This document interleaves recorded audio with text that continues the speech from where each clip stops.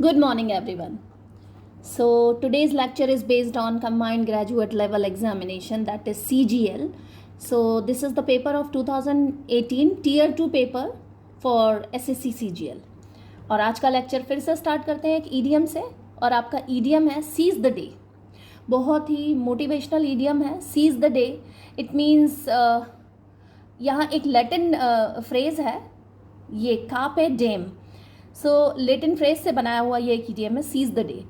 इसका मतलब होता है to do the things one wants to do when there is a chance instead of waiting for a later time. Seize the day का मतलब होता है कि आप वेट नहीं करिए कि एक सूटेबल टाइम आएगा. जो भी चांस आपको मिल रहा है, जो भी अपॉर्चुनिटी मिल रही है, उसे एकदम से ग्रैब कर लीजिए. That is seize the day. Enjoy the moment, use the moment, and you should just motivate yourself to grab the opportunity, to avail the opportunity, right, whatever they are.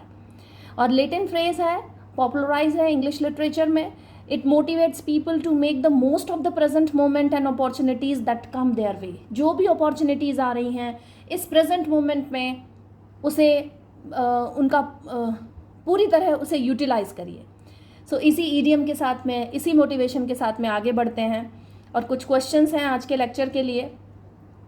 So first question that is for you. ये पूरी series चल रही है. I would like to tell you कि पूरी series है SSC CGL tier 2 के paper का जो मॉडल टेस्ट पेपर है उसका प्रैक्टिस हो रहा है. 2018 का पेपर है ये, और वन बाय वन हम लोग क्वेश्चंस करते हैं. ये पूरे जो लेक्चर्स आप जो भी इस तरह के जो लेक्चर्स जितने भी हुए हैं उन्हें आप देखना चाहते हैं तो प्लेलिस्ट में देख सकते हैं. प्लस टेलीग्राम चैनल से जुड़ जाइए, क्योंकि पूरा पीडीएफ आपको टेलीग्राम चैनल पे मिल जाएगा.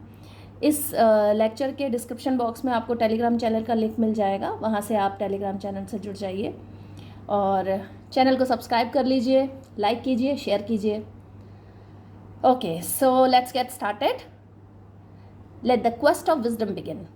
Okay. First question है, choose the most appropriate option to change the narration. Direct से इनडायरेक्ट में बदलना है या इनडायरेक्ट से डायरेक्ट में बदलना है. ठीक है. Of the given sentence. तो गिवन सेंटेंस क्या है? My uncle said just my luck I have miss the bus again. My uncle said, ये जो माई अंकल सेड है ये रिपोर्टिंग वर्ब है, और जस्ट माई लक एक एक्सक्लेमेशन मार्क आपको यहाँ दिखाई दे रहा है. I have missed the bus again. Inverted comma में है पूरा सेंटेंस, इसे बोलते हैं रिपोर्टेड स्पीच. ठीक है. रिपोर्टिंग वर्ब जो है वो पास्ट टेंस में है, और ये जो क्वेश्चन है रिपोर्टेड स्पीच का वो एक्सक्लेमेटरी क्वेश्चन है. ठीक है. सो ये पूरी बातें अपने दिमाग में रखनी है. ये अंकल हैं, इन्होंने बस मिस कर दी है, तो यही वो कह रहे हैं. अच्छा, बस मिस कर दी तो अनफॉर्चुनेट हुआ ना, उनके साथ में कुछ अनलकी रहे, वो उन्होंने बस मिस कर दी है अपनी, है ना, लकी नहीं रहे. अब सबसे पहले तो आपको ये समझना पड़ेगा कि ये जो नरेशन है एक्सक्लेमेटरी सेंटेंसेस बनते कैसे हैं. जिस भी सेंटेंस में रिपोर्टेड स्पीच में आपको एक्सक्लेमेशन मार्क दिख गया, देखिए सेंटेंस में देखिए एक्सक्लेमेशन मार्क है या नहीं है. My uncle said just my luck, ये जो जस्ट माई लक है उसके बाद एक एक्सक्लेमेशन मार्क लगा हुआ है. ठीक है. इसका मतलब एक्सक्लेमेटरी सेंटेंस है, तो एक्सक्लेमेशन आएगा यहाँ पर. कुछ सेंटेंस हैं, I am gonna explain this exclamatory sentences. जैसे जो डायरेक्ट सेंटेंस है, नरेशन में जो डायरेक्ट पार्ट है वो इस तरह से है, what a good idea it is she said. उसका इनडायरेक्ट कैसे बनेगा? She exclaimed that it was a very good idea. ठीक है. शी एक्सक्लेम्ड, क्योंकि एक्सक्लेमेशन मार्क लग जाएगा तो किसी न किसी तरह का एक्सक्लेमेशन हो रहा है. ठीक है. सडन फीलिंग दिखा रहा है किसी भी तरह का, चाहे वो सॉरो हो सकता है, जॉय हो सकता है, सरप्राइज हो सकता है. Right. Second option, second example देखिए, how well she dances I said. तो इसका क्या बन जाएगा? हाउ वेल शी डांसेस, ये प्रेजेंट इंडेफिनिट का सेंटेंस है, तो पास्ट इंडेफिनिट में बन जाएगा वो, I exclaimed that she danced very well. और हाउ वेल शी डांसेस, तो हाउ वेल वो कितना अच्छा डांस करती है, तो वो बहुत अच्छा डांस करती है. इस तरीके से बन जाएगा इनडायरेक्ट में. थर्ड एग्जाम्पल देखिए, what funny stories he tells she said. तो इसका इनडायरेक्ट में क्या बन जाएगा? She exclaimed that he told very funny stories. ये जो एक्सक्लेमेटरी सेंटेंसेस होते हैं, जब इसको डायरेक्ट से इनडायरेक्ट में चेंज करते हैं तो दैट होता है ज्वाइनिंग वर्ड. जॉइनिंग वर्ड जो होता है वो दैट होता है। हम दोनों जो रिपोर्टिंग वर्ब है वो रिपोर्टेड स्पीच है, जब इन्वर्टेड कॉमा हटाते हैं तो वो दैट से जुड़ता है, ठीक है। नेक्स्ट एग्जाम्पल देखिए, how charming said Anita. Anita exclaimed that it was very charming. How charming यहीं से है, इसमें कोई आपको सब्जेक्ट डायरेक्टली दिया ही नहीं है, लेकिन कुछ तो होगा ना चार्मिंग, तो इट वॉज वेरी चार्मिंग। और हाउ चार्मिंग ये प्रेजेंट का सेंटेंस है, इसलिए प्रेजेंट इंडा सिंपल प्रेजेंट है, इसीलिए वो सिंपल पास्ट में चले जाएगा। Anita exclaimed that it was very charming. अब वापस से क्वेश्चन देखते हैं हम लोग। Question says my uncle said just my luck I have missed the bus. 4 option दिए हुए हैं आपको। These are the 4 options. First, my uncle exclaimed that he was unlucky as he had missed the bus again. यही है right option. My uncle exclaimed, क्योंकि exclamation mark है, क्या exclaim किया अंकल ने? That से जुड़ गया, ये joining word that है।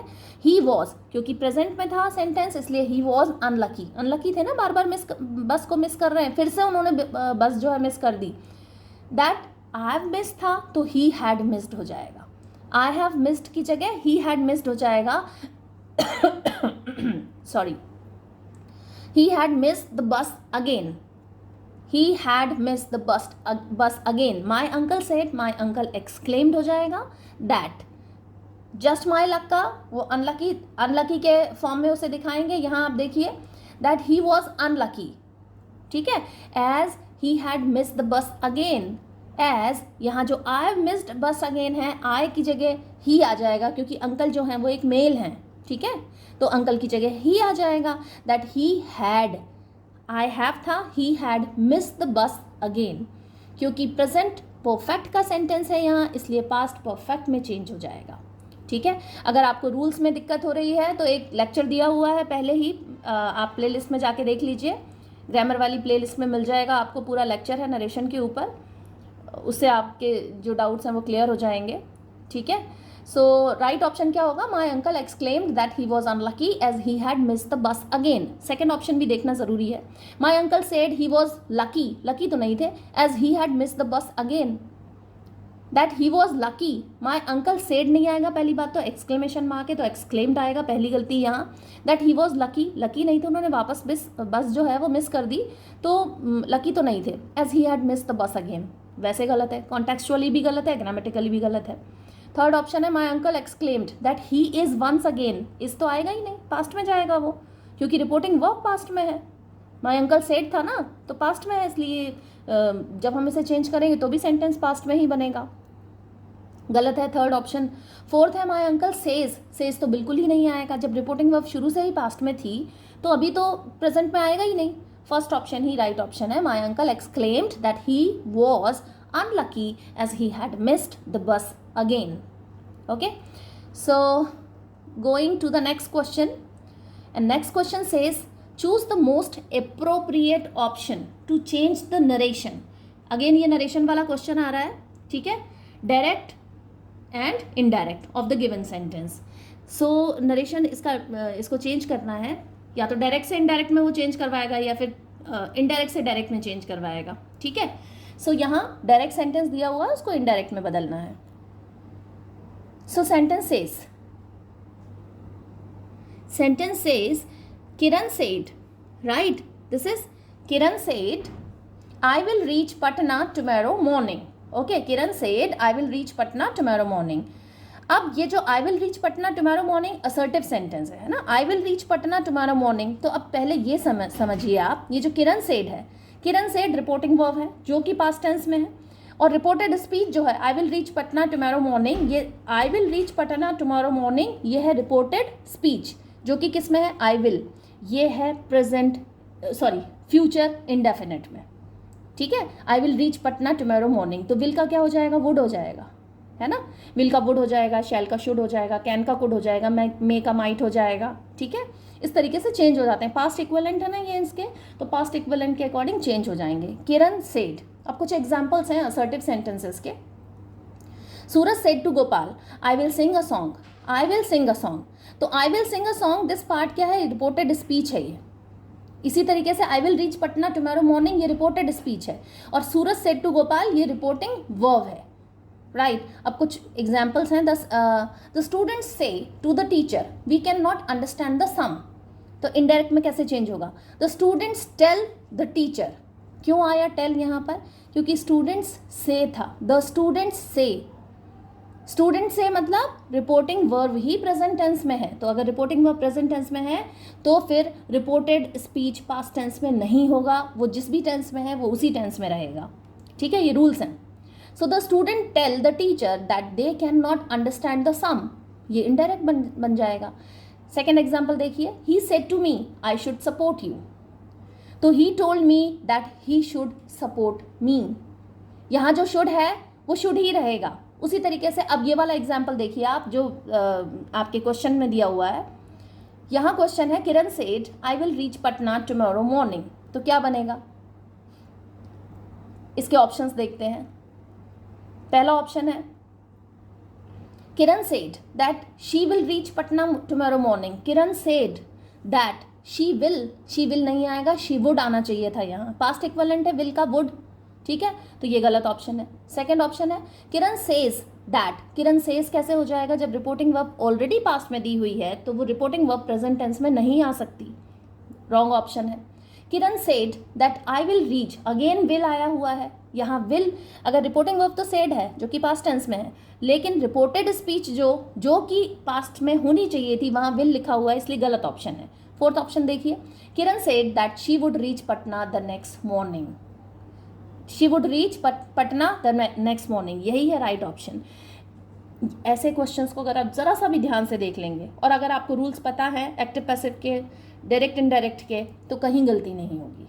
पहला क्वेश्चन आप खुद बनाएं, उसको चेंज करें, और यहाँ जो चेंज करके इसकी लैंग्वेज चेंज करके देता है वो आपको एग्जाम में. तो हो सकता है कि आपका सेंटेंस और इसकी लैंग्वेज एकदम से सिमिलर नहीं हो, लेकिन जो रूल्स हैं वो रूल्स सिमिलर ही रहेंगे. रिपोर्टिंग वर्ब अगर पास्ट टेंस में है तो यहाँ भी रिपोर्टिंग वर्ब पास्ट टेंस में ही रहेगी और बहुत आसानी से आंसर ढूंढ लेंगे. ठीक है, तो राइट ऑप्शन है option number 4. Kiran said that she would reach Patna the next morning. So going to the next question. Here it is. Identify the segment in the sentence which contains the grammatical error. और sentence क्या है?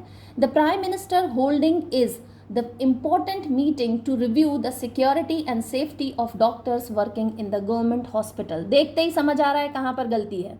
The Prime Minister holding is या Prime Minister is holding.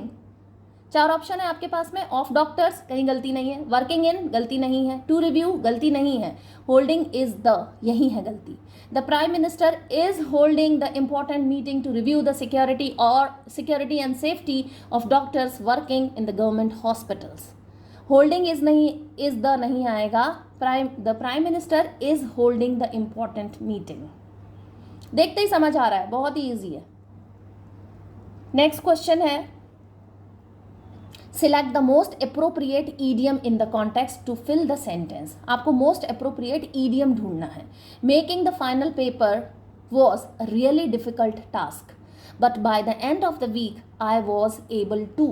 Making the final paper, जो final paper था उसको करने में मुझे बिल्कुल बहुत ही मुश्किल टास्क था. ये बहुत ही डिफ़िकल्ट टास्क था, बहुत ही मुश्किल बात थी ये. ठीक है, but by the end of the week, लेकिन वीक ख़त्म होते होते आई वॉज एबल टू, मैं ऐसा करने में सक्षम हो गया. कैसा करने में? I was able to bark up the wrong tree. Bark up the wrong tree, देखिए इस पिक्चर को देखिए, समझिए. 2 ट्रीज हैं, एक के ऊपर एक बिल्ली बैठी हुई है और वो जो डॉग है वो किसके ऊपर बार्क कर रहा है? वो रॉन्ग ट्री पे बार्क कर रहा है. इसका क्या मतलब है? कि आप गलत चीज़ समझ रहे हैं. इसका मतलब है कि आप कुछ गलत चीज़ समझ रहे हैं, जो जैसा है वैसा आप समझ नहीं पा रहे हैं. Barking up the wrong tree. देखिए I have made the lecture in this way so that you can understand easily. बहुत सी पिक्चर्स इसमें लगाई गई हैं, कुछ स्टोरी के थ्रू आपको एक्सप्लेनेशन दिया गया है. You can see my previous lectures, बहुत सारी स्टोरीज़ के थ्रू आपको समझाने की कोशिश की गई है. अगर आपको ये तरीका ठीक लगता है तो प्लीज़ कमेंट सेक्शन में जाके कमेंट ज़रूर करिए.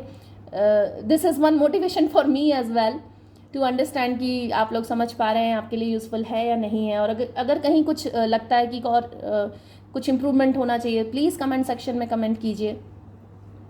so that I can improvise, right? So again हम लोग चलते हैं bark up the wrong tree. ये एक idiom है, इसका मतलब होता है to be wrong about the reason for something or the way to achieve something, right? मतलब आप किसी चीज़ के बारे में कुछ गलत सोच रहे हो, आपने जो अज्यूम कर रखा है ना, जो सोच बना रखी है वो गलत है, या कुछ अचीव करने के लिए भी आप कुछ गलत रास्ता ले लिए हो. एग्जाम्पल देखिए, she thinks it will solve the problem. उसको लगा कि ऐसा करने से उसकी प्रॉब्लम सॉल्व हो जाएगी, but I think she is barking up the wrong tree. पर मुझे लगता है कि she is barking up the wrong tree, वो गलत रास्ता ले लिया है, वो जो उसने गलत रास्ता चुन लिया है, इससे प्रॉब्लम सॉल्व नहीं होगी. Barking up the wrong tree, ये जो डॉग है, डॉग बार्क करता है ना, तो डॉग रॉन्ग ट्री पे बार्क कर रहा है, गलत चीज़ समझ रहा है, गलत रास्ता ले रहा है. That is barking up the wrong tree. ठीक है. सेकेंड ईडियम है, वो कह रहा है कि डिफ़िकल्ट टास्क है, लेकिन by the end of the week I was able to barking up the wrong tree. मतलब मैं गलत रास्ता ले ली, बाद में एंड तक आते आते नो. सेकेंड ईडियम है wrap my head around it. इसका मतलब होता है इनफॉर्मल वे है ये बात करने का, ईडियम है ये, लेकिन इनफॉर्मल वे है, फॉर्मल वे नहीं है. ठीक है, इनफॉर्मल, ऐसे बोलचाल की भाषा में बात करते हैं. Wrap my head around it. ठीक है, इसका मतलब होता है to find a way to understand और एक्सेप्ट. ठीक है, मतलब कुछ आपको समझ आ गया, आपको समझ आ गया. Wrap my head around it, wrap my head around it, इसके चारों तरफ मैंने अपना हेड, अपना दिमाग लगा दिया, राइट. एग्जाम्पल देखिए, I just couldn't wrap my head around what had happen. मुझे नहीं समझ आया कि क्या हो गया है. I just couldn't wrap my head, I just couldn't wrap my head around it. ये इनफॉर्मल वे है बात करने का. मैं अपना दिमाग नहीं लगा पाया कि ये क्या हो गया भाई, मुझे समझ नहीं आ पाया ये क्या हुआ है. तो I couldn't wrap my head around it, इसके चारों तरफ मैं अपना दिमाग लपेट ही नहीं पाया, मैं अपना दिमाग लगा ही नहीं पाया कि भाई साहब ये क्या हो गया. ठीक है. सो इस तरीके से इस ईडियम को यूज़ करते हैं हम लोग.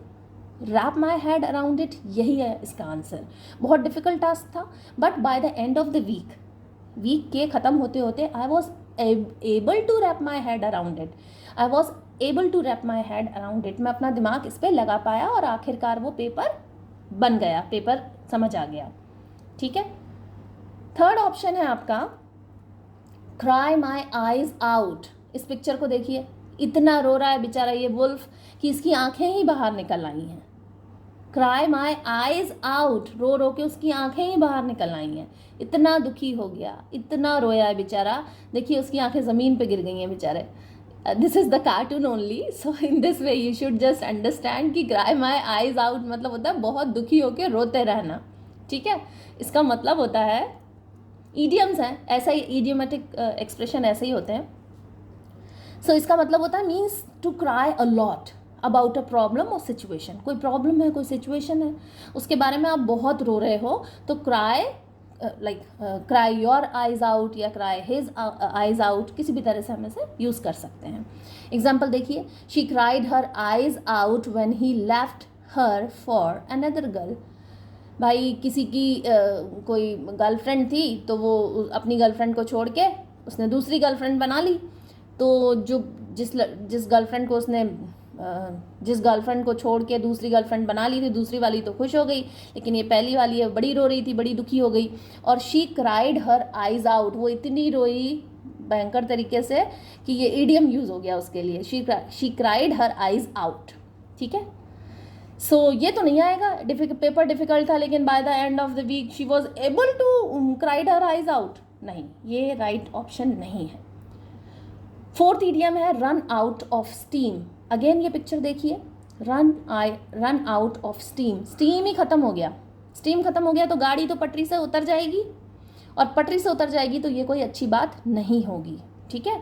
सो इसका मतलब क्या होता है, ये फ्रेज है, ईडियम है, run out of steam means that one has lost the energy और enthusiasm to keep doing what they were doing.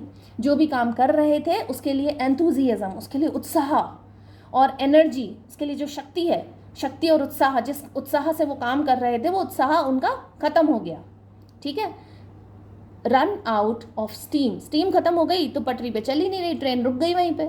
Train जो भग रही थी तेज़ी से वो रुक गई वहीं पे, उसकी एनर्जी ख़त्म हो गई, उसका एंथुजियाज्म खत्म हो गया। एग्जाम्पल देखिए इसका, the student campaign rain out of steam when it became clear that when it became clear there was no way they would win a seat in the council।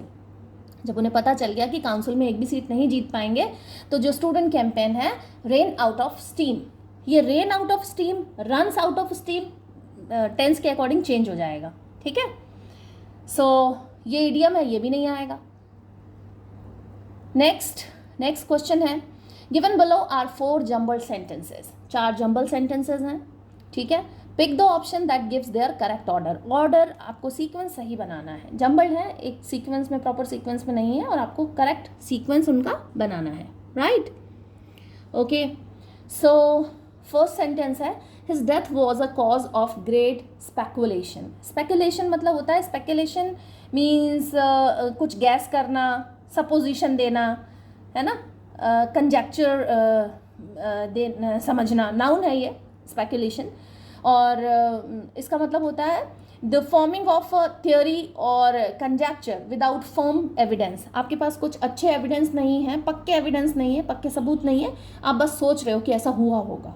तो his death was a cause of great speculation. Great speculation, जैसे उसकी death हुई तो सब लोगों ने अपना दिमाग लगाया, अरे भाई ऐसा हो गया होगा, ऐसा हुआ होगा, किसी ने मर्डर कर दिया होगा, बीमार हो गया होगा, दुखी हो गया होगा, उसकी वजह से सुसाइड तो नहीं कर लिया, बहुत सारे स्पेकुलेशन, ठीक है।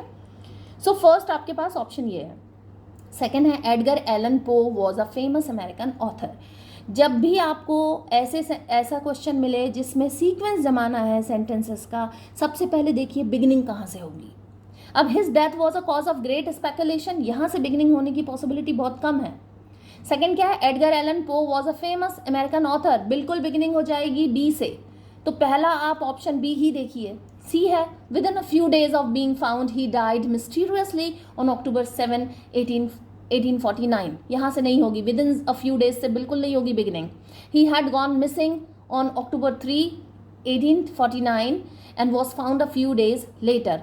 बिगिनिंग हो सकती है, लेकिन ये जो सेंटेंस है इसका जो मीनिंग है, जो जिस कॉन्टेक्स्ट में ये बात कर रहा है, तो बिगिनिंग नहीं आएगी यहाँ।